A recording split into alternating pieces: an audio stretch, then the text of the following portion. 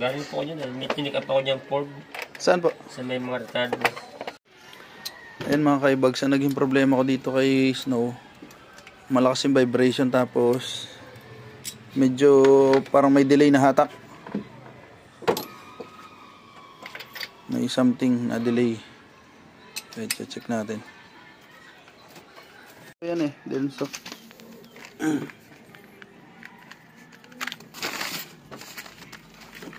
Mas mahal pa nga po yung ano?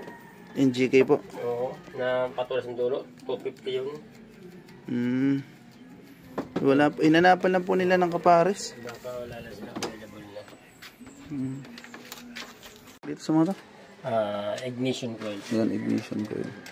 Minsan na inalagpas daw ang kuryente rito Ignition coil. Medyo mahal din yung ganyan. Mahal yan. Baka mga 1.8 yan. Kikita ko sa online mahal ng presyo. Mas mura-mura sa online. Yung mga katay. Mga 1 to ganun. Malaking mura sa online. Moment of truth. Yung kuryente. Dahil ito kasi pag sira-sira na po ito, makaltag na yan. Pag ganun-ganun yan. Pag sira-sira na. Pag may isang ano dyan. Pag may isang pundi. Anong tawag po dito? Drive belt? Po, drive belt po yan. Magkano po papalit sa inyo ng ganyan? Itong drive belt, Aha. pwede na sa 250. Yan siguro bibili ako susunod. Pero okay pa lang po yung belt ko. Magagamit pa. Okay, pero hindi. Makikita mo dito. Yan bakat pang pangalan. Tagal pa po yan. Tagal pa. Okay, ito na mga kaibags. Lalagay lang muna ito. Sige po.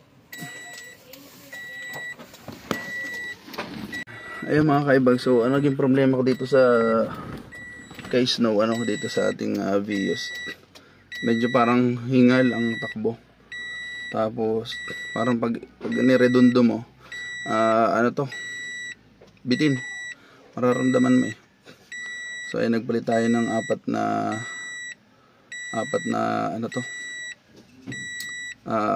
spark plug Denso yung brand kasi wala nang ibang available dito. So tatry na natin. So start natin. Tapak muna tayo and then start.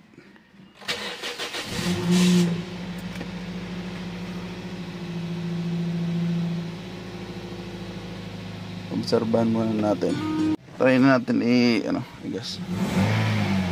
Uy, okay na. Wow.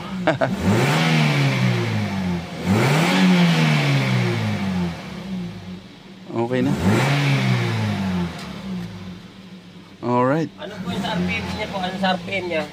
Sa RPM po niya ay 2,000. Hindi, isagad mo. Okay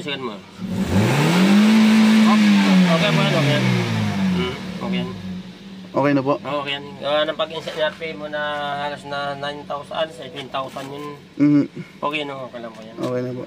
Wala na. Hindi masunog ng spark plug, So ayun mga kaibags, yung naging problema natin dito, ito si Sir Melchor, yung mekaniko natin, buti taga rito. The best. Spark plug lang. Kaya pala medyo bitin. Okay.